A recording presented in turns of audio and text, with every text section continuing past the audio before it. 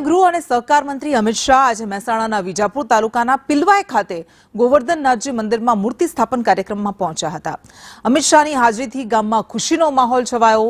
સમગ્ર ગામમાં ગોવર્ધનનાથજી ભગવાનની શોભાયાત્રા કાઢવામાં આવી હતી, જેમાં વૈષ્ણવ પરિવાર ઉપરાંત મોટી સંખ્યામાં ગામવાસીઓ સ્થાનિકો પણ જોડાયા હતા।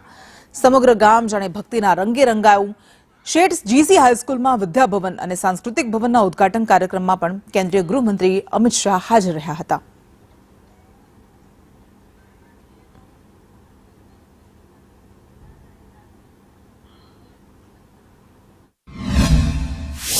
અમે અહીંયા બોમ્બે થી આવ્યા છીએ, ખાસ મંદિરના ઉદ્ઘાટન માટે અમે અહીંયા આવ્યા છીએ અને અમારો પરિવાર આખો બધો સાથે છે।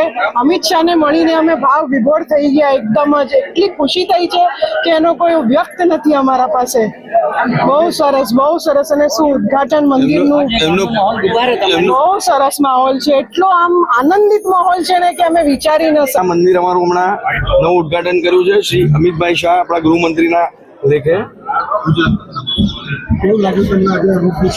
બહુ સરસ લાગ્યું, એમના હાથે એકદમ સરસ રીતના ઉદ્ઘાટન થયું, ભાવ વિભોર થઈ ગયા બધા।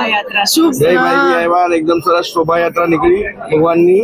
ભારતના ગૃહપ્રધાન શ્રી અમિતભાઈના સાસરી પક્ષનું આ મંદિર કે જેમાં શ્રી ગોવર્ધનનાથજી પ્રભુની સેવા વર્ષોથી ચાલતી આવી છે। 125 વર્ષ જૂનું મંદિર છે, એને રિનોવેશન કરીને અમે ઠાકોરજીને અહીંયા પધરામણી કરી અને અમિત કુમારને અહીંયા બોલાવ્યા હતા અને અહીંયા પધાર્યા હતા।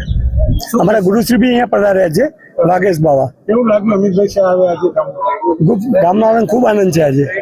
હા, પહેલા જ ખાતમુહૂર્ત એમને કર્યું હતું, જ્યારે મંદિર નવું બનાવવાનું હતું ત્યારે અમિત કુમારે જ ખાતમુહૂર્ત કર્યું હતું અને અત્યારે મુહૂર્ત કરવા બી એમને જ બોલાવ્યા।